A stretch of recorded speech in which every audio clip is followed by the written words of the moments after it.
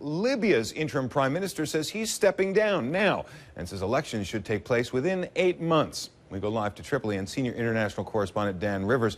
Dan, we'll talk about the politics in a moment, but I want to ask you first about, it's a grisly display that we have been seeing of the remains of Muammar Gaddafi. It makes you wonder, and it only adds to the questions that many outsiders are raising that you've been reporting on about the conditions of his death. Walk us through that and what the authorities there are saying and doing. Yeah, well, Gaddafi's body is being displayed publicly in a meat market on the outskirts of Misrata. I saw the corpse myself. He's lying next to his dead son, Mu'tasim. It's pretty unedifying, it must be said. They said they were going to treat his body with respect and dignity. Well, it's anything but dignified, the way there are queues of people around the block, including lots of children and women, wanting to come in and see for themselves the face of the dictator. If you look closely, you can see a bullet hole on his left temple, which confirms that, it looks like it confirms anyway, that he died from being shot in the head.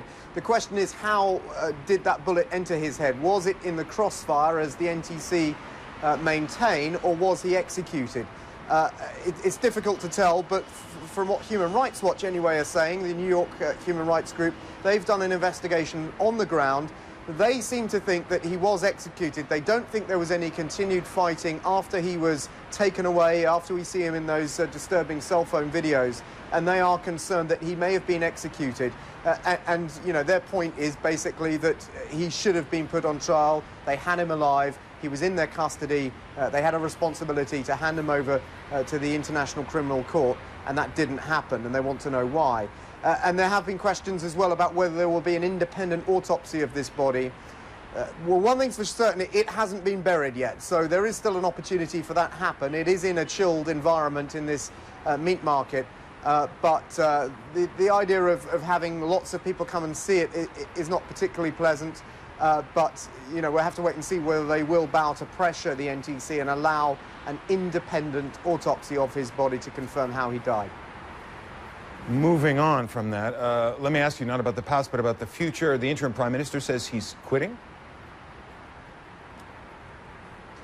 Yeah, that's right. Mahmoud Jibril, who has effectively been the sort of interim prime minister during this conflict for the NTC, has always maintained he's going to step down when Libya is liberated. He's confirmed that now at the World Economic Forum again in Jordan, reaffirming his decision that he will not play a part as a prime minister in any future government, and also suggesting that elections should take place within 8 months, 8 months at the maximum, I think was the exact phrase he used.